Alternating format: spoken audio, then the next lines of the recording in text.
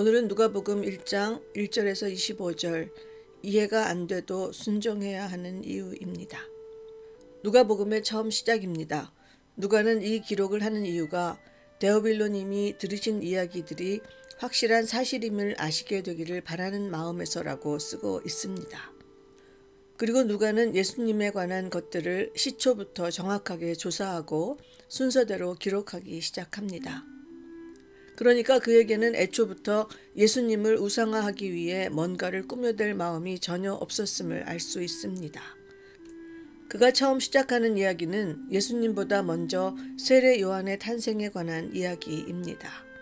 어느 날 천사가 제사장 사게랴에게 나타나 아들을 낳을 것이니 이름을 요한이라고 하라고 합니다. 그리고 그에 대해 순서적으로 말해줍니다. 어릴 때 그는 부모에게 기쁨과 즐거움이 되는 아들이라고 합니다.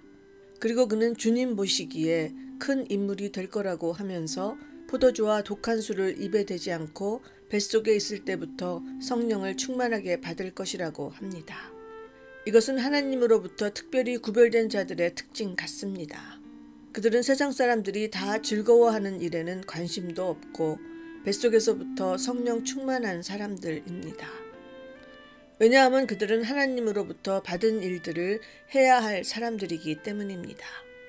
그는 많은 사람을 주 하나님께로 돌아오게 해야 하며 엘리야의 심령과 능력을 가지고 부모의 마음을 자녀에게 돌아오게 하고 거역하는 자들을 의인의 지혜의 길로 돌아서게 해서 주님을 맞이할 준비가 된 백성을 마련해야 할 임무를 띠고 있습니다.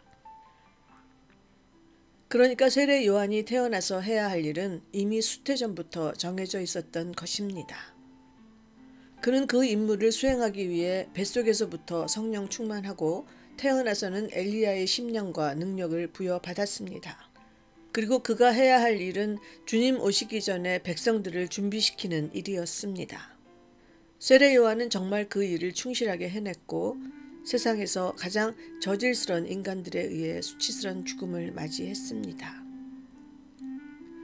오늘 내 삶에서 내가 하나님을 만나고 내가 성령 충만하고 내가 지금 큐티 열심히 하는 것이 어떤 임무를 위해서인가 생각해 봅니다. 이런 일들을 통해 하나님은 내게 어떤 것들을 기대하시나 생각해 봅니다. 세례 요한의 삶을 보면 결코 세상에서의 성공이나 재물이나 명예가 제 삶의 목적 같지는 않습니다. 세례 요한과 예수님의 보통 사람들보다 더 수치스러운 최후를 생각하면 크리스천의 삶이란 세상이 말하는 행복과는 거리가 먼 것 같기도 합니다. 하지만 그들이 우리에게 남겨놓은 것을 생각하면 때론 이해할 수 없는 인간들과 관계 맺으며 수치스러운 삶을 영위해 나가야 하는 때라도 우리에겐 해야 할 소명이 있는 것 같습니다. 크리스천에게는 누구와 어떤 삶을 사느냐가 중요한 것이 아니고 어떤 것을 남기는 삶을 살았느냐가 중요합니다. 어떤 것을 전하고 준비시켰느냐가 중요합니다. 지금 아무리 생각해도 이해할 수 없는 일을 그저 당하고 아무리 생각해도 이해할 수 없는 사람과 계속 관계 맺고 살아가야 할 이유가 여기에 있습니다. 우리가 정말 이해할 수 없는 일에 순종할 때 우리는 뭔가를 남기는 삶을 살아낼 수 있습니다. 살다가 이해할 수 없는 일을 만날 때 사람들은 각자의 방식으로 그 일을 해결해 나갑니다. 어떤 사람은 소송을 하고 어떤 사람은 관계를 끊고 어떤 사람은 이를 갈며 처절한 복수를 꿈꿉니다. 그러나 이해할 수 없는 일을 만났을 때 크리스천이 먼저 해야 할 일은 순종입니다. 그리고 이 일을 통해 내가 해야 할 일이 아니라 남겨야 할 것이 무엇인가를 묵상하는 것입니다. 하나님은 우리에게 어떤 일을 맡기시기 전 우리의 순종을 점검해 보기 위해 절대로 순종할 수 없는 사건을 통과하게 하십니다. 그 일이 크고 막중하면 할수록 더더욱 절대로 순종할 수 없는 상황 속에 우리를 밀어넣으십니다. 정말로 이해할 수도 없고 억울하고 죽을 것 같은 순간을 만나면 그 사건 속에 함몰되어 죽어갈 것이 아니라 먼저 순종해야 할 것이 무엇인가를 생각하고 이 일을 통해 내가 남겨야 할 것이 무엇인가를 생각해야겠습니다.